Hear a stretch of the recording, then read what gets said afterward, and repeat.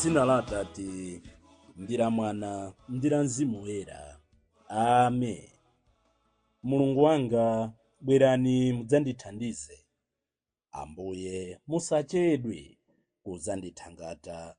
Ulemu ukhale kwa Atate ndi kwa Mwana ndi kwa Mzimu Woyera, monga panali poyamba ndi tsopano ndi masiku onse ndi pa nthawi zosatha. Amen.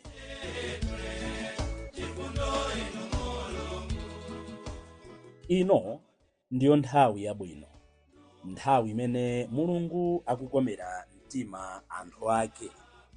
Ndikulandireni pa mbindikiro wathu wa masiku 40, ulendo wa masiku 40 opita ku Pasaka, ndipo lero ndi tsiku lachitatu limenenso tikutero kuti limenenso ndi tsiku la namba 7 la mbindikiro wathu uno. Mutha kuona bali kuti pang'ono ndi pang'ono masiku akunka.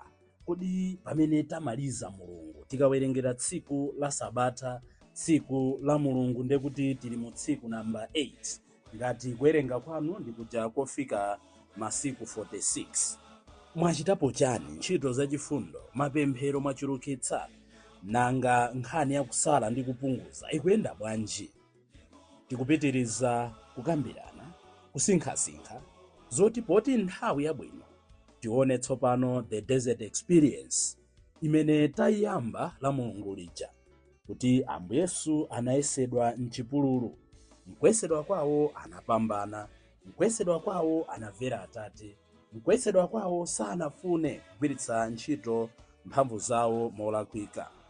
Popitiriza lero ndimafuna tione chifukwa poyang'ana moyo wa Ambuye Yesu tikuyang'ana moyo wathu omwe, tikuyang'ana chikhristu chathu chomwe, tikuyang'ana uzimu wathu omwe.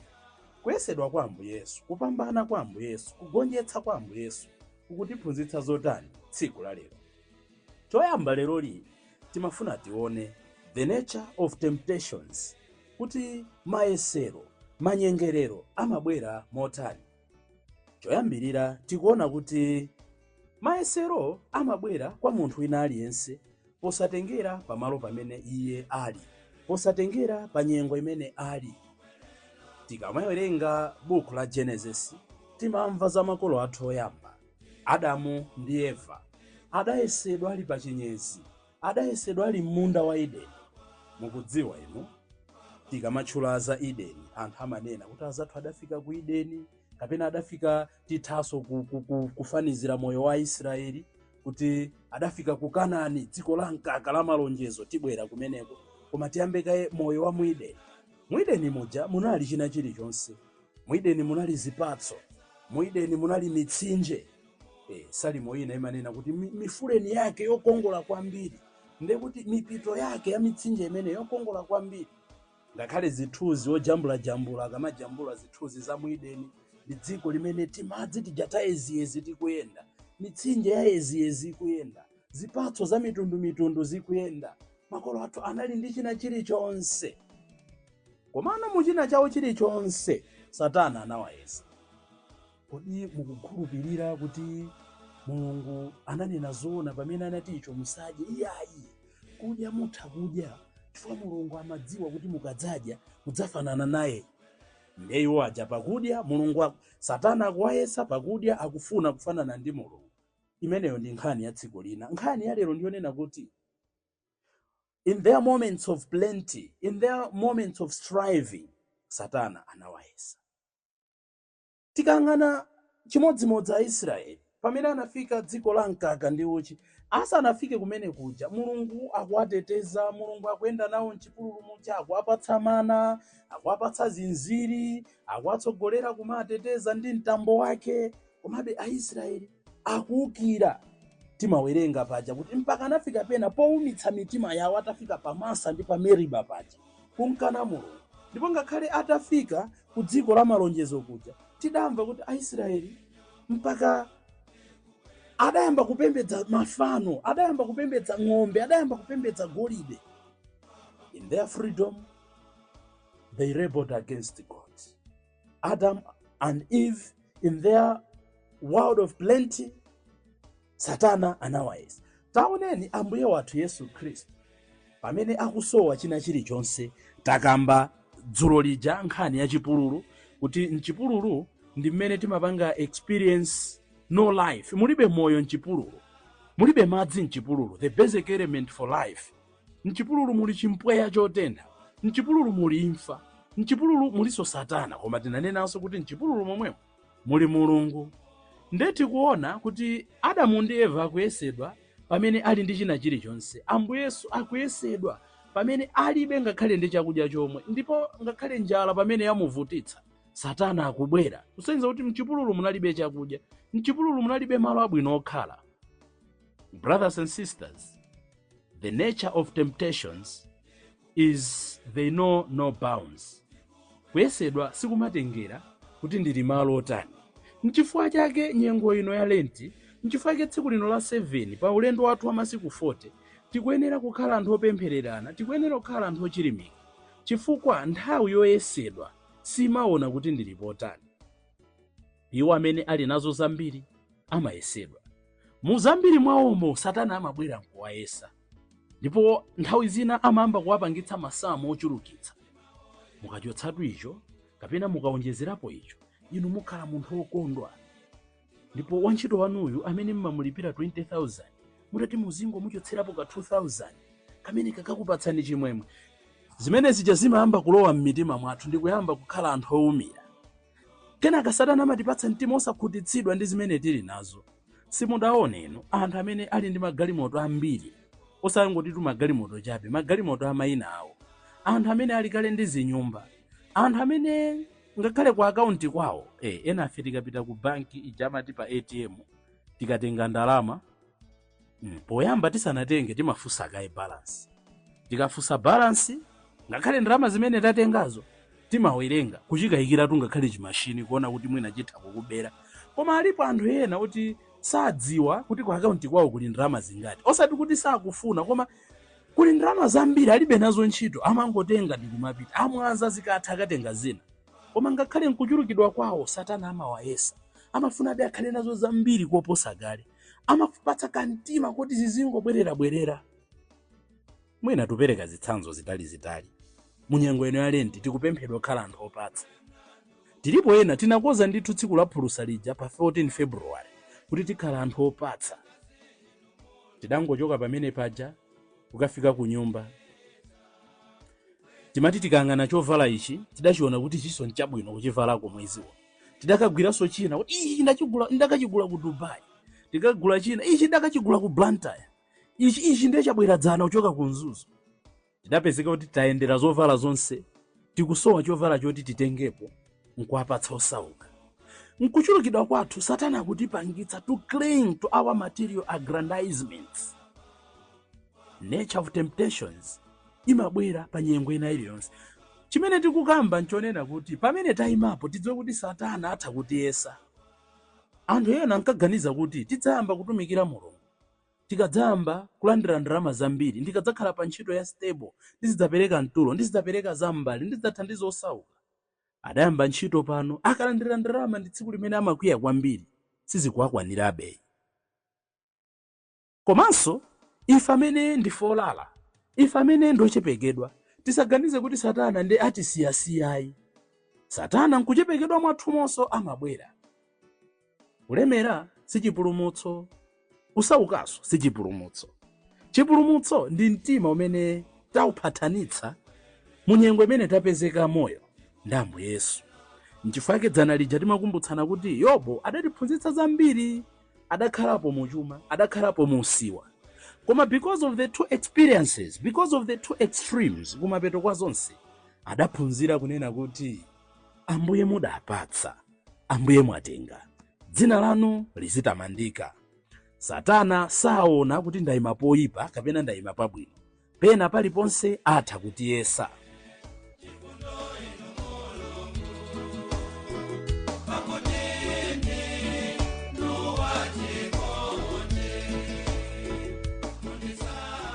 Uli mchipatala ukudwala, manesi, madoctors akukuthandiza, the guardians, your friends, Your family is there for you, striving, agulitsa chuma chawo chonse, ayesera kugwa ngongole zosiyana-siyana kukuthandiza. Even nkuvutika kwakoko, Satana amathabe kukuyesa. Kuti anthu amene akungonditayirira sakulabada zimene ndikufuna mmoyo mwanga, mpaka kumaganiza molakwika. Let us be very attentive to our surroundings. Ndipo chilichonse chimene chikuchitika tizionamo mphamvu ndi dzanja la chauta, without which chuma chathu chidzatipangitsa kugwa m'mayesero, umphawi wathu udzatipangitsa kugwa m'mayesero. Alipo anthu amene ndi achuma koma adanjana ndi Mulungu chifukwa chuma chawo akuchigwiritsa ntchito moyenerera, nyengo zawo zabwino akuzigwiritsa ntchito moyenerera, thupi lawo la thanzi akuligwiritsa ntchito moyenerera, maonekedwe awo abwino akuagwiritsa ntchito moyenerera. Komanso alipo anthu achuma, alipo anthu oneka bwino, alipo anthu amene sakudwala, alipo anthu amene ali nazo zinthu, nawonso ali mu ukapolo wa Satana chifukwa chosazigwiritsa ntchito moyenerera. Aliponso anthu osauka amene ali ndi mtendere ochokera kwa chauta chifukwa mu umphawi wawo nkuchepekedwa kwawo adazipereka zonse kwa chauta, adakhutitsidwa kuti atha kutumikira nazo chauta. Timaona ati ifa nsembe kupita ku nsembe ya misa, awawa akundipatsa nkhuku koma sineyo amene ndimenera kuwapatsa nkhuku. Adakhutitsidwa kuti zochepa zimene ali nazo akupeza mtendere chifukwa chomazipereka kwa Mulungu amene adawapatsa. Ndi alikonso ena ine ngati wansembe ndadalitsapo tu magalimoto, osangoti magalimoto awa mayina awa oti ndi ana omwe amachula, kuli magalimoto kunja kuno umayidalitsa galimoto iti. Ndiye mmatidziwa ansembe titati tiyerekedwe, chichewa chakwathu timati tikati tituzuke, umachitachita kuyiyimbirira galimoto iti. Pemphero la Atate athu lija kuti toliyimbirira Atate athu muli mwamba, chombo pamene paja pa Atate mudalitse mwana wanu. Amangokuza kuti bambo Mulungu akudalitseni. Sindikunena kuti anthu azipereka chuma chifukwa chonena kuti ife tikufuna chuma, koma no umaona mtima wopereka kwa anthu amene akusaka madalitso a Mulungu. Aliko anthu ena m'maparishi akanena kuti cha nsembe ya misa, kaya ndi ubatizo, kaya ndi ukaristiya, kaya ndi ukaristiya koyamba, kaya ndi misa ya birthday, kaya ndi misa yothokoza Mulungu chifukwa cha ntchito, alipo anthu ena amabwera ndi envelope yofufuma bwino wasembe nkuona kuti yes awa azindikiradi kuti Mulungu awadalitsa. Komanso aliko anthu ena literally ngakhale mutanena kuti ubatizo wa ana cha nsembe maunda aja tipereka 500 amanyinyirikabe, sadamve kukoma kwa madalitso a Mulungu. The point is Satana aliyesa amamuyesa pa nyengo imene iye alimo, pa nyengo imene akudutsamo. Chachikulu si chuma, chachikulu si umphawi, chachikulu ndi kuzindikira kuti muchuma changachi Satana akuyankhula zotani nanga Mulungu akuyankhula zotani, mu umphawi wangawa Mulungu akuyankhula zotani nanga Satana akuyankhula zotani. Chachiwiri chimene tikukambirana tsiku la lero pa nature of temptations, ndetiyambe kuona ma temptations iwo limodzi ndi limodzi. Atalowa mchipululu moja, Satana adamuyesa Ambuye Yesu m'magawo atatu. Ndimafuna kuti kwa tsiku la lero timalizira yesero loyamba, mawa tipitiriza kuchokera pamenepo. Abale ndi alongo, tikuti ino ndiyo nthawi yabwino imene Mulungu akukomera mtima anthu ake. Satana atafika pamaso pa Ambuye Yesu, choyamba chimene adachita adapanga suggest kuti Ambuye Yesu ali ndi njala. Tinakamba kale dzulo kuti Satana amapanga propose. Ndiyeno akuti mukasandutsa bread uyu, mukasandutsa mwala uyu kuti akhale bread, ati ndinu mwana wa Mulungu musandutse mwala uyu kuti akhale bread. Ndinkanena kwina kwake mocheza kuti komatu nkanakhala ine nkanamudziwitsanso Satana amene chifukwa nkanasandutsa bread yo ndi chopaka chomwe adziwenso kuti ine si munthu amasewe. In fact, sikutiso I'm now just downloading this. Sikutiso nkanangosandutsa bread yo, nkanasandutsa mpaka ndi keke yomwe. Keke yakenso yayikulu, osati keke kakang'ono kachi, chikeke chachikulu. Ndi zomwe zake. Koma Ambuye Yesu sanapange choncho. Tikuphunzira chani? Inotu ndiye nthawi yabwino imene Mulungu akuti yankhula tonsefe. Brothers and sisters, the devil will tempt us in various ways. Komano akatiyesera njira zake zonse zotigonjetsera, amadzamalizira zinthu zitatu izi zimene akuzitchula muthenga wabwino umene tinawerenga dzulo uja. Choyambirira Satana amatiyesa kudzera kunjala. These are the greatest three weapons that the devil uses. Choyamba amagwiritsa ntchito njala. Mdziko limene likufuna kutukuka koma Satana akufuna lizionekera pamodzimodzi.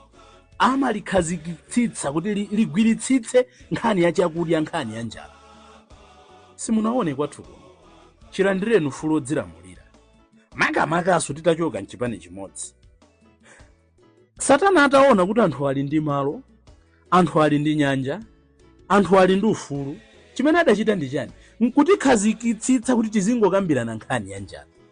Ndiye chiyambireni timangokambirana affordable farm inputs, zipangizo zolandira, zipangizo za ulimi, chaka ichi napanga, iya chaka chino zachona apa, akuti anapereka kolakwika, anakagula kubuchala, zachitika apa mpomwera apa mposamba, koma chaka chamawa zibwera nsanga, malonjezo na amabwera mmene muja, pofika mwezi wakuti zinthu zikhala zitayenda, zaka nkumapita, nkhani ya fetereza ija, njala osamatha. Inde Satana adatipangitsa Amalawi kuti tikhazikike pa njala kuti tisatukuke. It's high time ino ndine titakhalirana pansi nkuyamba kudzifunsa ngati dziko kuti is it really movable? Is it really beneficial to the nation? Nkhani yomapereka zipangizo zotsika mtengo ikupindula Amalawi kapena ikupindula anthu ena amene ndi transporters, ikupindula anthu ena amene amagwira ntchito za m'maofisi, ikupindula anthu ena amene amaoneka ngati akuthandiza osauka koma akungochulukitsa mimba zawo. Koma nanga olimba mtima yondani amene adzalole kuotcha zala zake nkunena kuti nkhani iyi ya Malawi sikutithandiza, tiyeni tipeze njira ina osati zogawana zinthu za ulerezi. Akateroto anthu amaopa mavoti, akateroto anthu amaopa kuti zinthu sizayendera, akateroto anthu amaopa kuotcha zala zawo. Nde nkhani imeneyi ikungokhala monga panali poyamba ndi tsopano ndi masiku onse ndi pa nthawi zosatha. Tili ndi ndale za njala, tili ndi chikondi cha njala, tili ndi maubale a njala. Ambuye Yesu anamkanira Satana chifukwa anadziwa kuti akavomera kusandutsa miyala kukhala bread akhala kapolo wa Satana. Nde anamuwuza, munthu sadzakhala ndi moyo ndi chakudya chokha. Ifeyo Mulungu anatidalitsa kale. Why are we failing to unleash our potential? Mukumbukire kuti Mulungu akamadalitsa anthu, do you know the first thing chimene Mulungu amapereka kwa anthu? Mulungu asanapereke magalimoto, Mulungu asanapereke nyumba, Mulungu asanapereke china chilichonse kwa mtundu wa anthu, amapatsa kaye malo. The Israelites choyambira chimene anawapatsa ndi kukupatsani malo awa. Pamalo paja ndi pamene pamabereka dalitso lina lililonse. Koma taonani kwathuko Mulungu adatipatsa malo abwino, elabo land. Chigawo chonse chapakati pano titho chita ulimi wina uliwonse. Mukapita kumpoto kwa Malawi, mukapita kumwera kwa Malawi, kuli malo ambiri oti titha kuchita maulimi osiyanasiyana. Ndiye chimene tikuchita ndi chani? Tikugulitsa malo abwino kwa anthu obwera, timagulitsa malo abwino kwa anthu ama business. Tikuiwala the next generation to come and generations to come. Ndi Satana walowa mwa adindo athu, walowa mwa atsogoleri athu, walowa mwa inu ndi ine kuti tisanyadire mphatso ya malo ndi cholinga choti tisatukuke. Kumalo nkumene kumachoka chakudya. Pamene tikukamba nkhani yonena kuti chipangizo chachikulu chimene Satana amagwiritsa ntchito ndi njala, sitikungokamba njala ya chakudya chokhayi. Nde tili ndi njala zosiyanasiyana. Ena ali ndi njala yofuna kutchuka, tiona mawa ndi nkuja pamene zili m'matemptations ena aja. Ena tili ndi njala yofuna kutamira, ena tili ndi njala ya chakumwa, ena tili ndi njala yofuna zonse zikhale zathu. Mother Teresa woyera sanalakwe, ananena kuti dziko lapansi tsopano silili ndi njala ya bread yokhayi, lili ndi njala yofuna chikondi. Njala yayikulu imene yagwa makono ndi yomwe ija Ambuye Yesu amadandaula. Ndinali mndende, simunandiyendere. Ndinali kudwala, simunandizonde. Ndinali waludzu, simunandimwetse. Ndinali wamaliseche, simunandiveke. In other words, our faith must have a social dimension. As long as njala zathu ndi zikulu, sitingathe kuona kusowa kwa anthu ena, sitingathe kuona kuchepekedwa kwa anthu ena. Ambuye Yesu lero akumugonjetsa Satana. Munthu sadzakhala ndi moyo ndi chakudya chokha, koma ndi mawu onse amene Ambuye ayankhula. Lero tsiku la namba 7, aliyense mwa ife abale tsono adzifunse, ndili ndi njala yotani? Ndili ndi ludzu lotani? Ndipo zimene ndili nazo ndimatha kunena kuti zonse nzochokera kwa inu Ambuye? Zimene ndili nazo ndimatha kunena kuti Ambuye mudandipatsa, Ambuye muthanso kutenga? Nanga ndi zimene ndili nazo ndimadziwa kuti ndi zabwino kutumikira nazo Ambuye? Izo ndimaona ngati kuchepekedwa kwanga. Kodi ndikudziwa kuti nditha kutumikiranso Ambuye? Tipemphererane tsiku la lero. Poyamba, Ambuye atithandize kuzindikira kuti titha kuyesedwa paliponse pamene tayima, munyengo ya zambiri, munyengo yosowa, munyengo yolimba, munyengo yakudwala, munyengo yakusefukira, munyengo yachilala, munyengo imene anthu akutitama, munyengo imene anthu akutinyoza, munyengo imene moyo uli olimba, munyengo imene tili ofoka. Posepo Satana atha kutiyesa, komanso posepo titha kutumikira nayo Mulungu. Chachiwiri, tisamale ndi njala zathu zosiyanasiyana, chifukwa njala is one of the best weapons imene Satana amagwiritsa ntchito akafuna kutipanga konka, akafuna kutigonjetsa. Ulemu khale kwa Atate ndi kwa Mwana ndi kwa Mzimu Woyera, monga panali poyamba ndi tsopano ndi masiku onse ndi pa nthawi zosatha. Amen. Ambuye akudalitseni Mulungu wamphamvu zonse, Atate ndi Mwana ndi Mzimu Woyera. Ndikufunireni madzulo opambana osatopa pochita zabwino. Bye.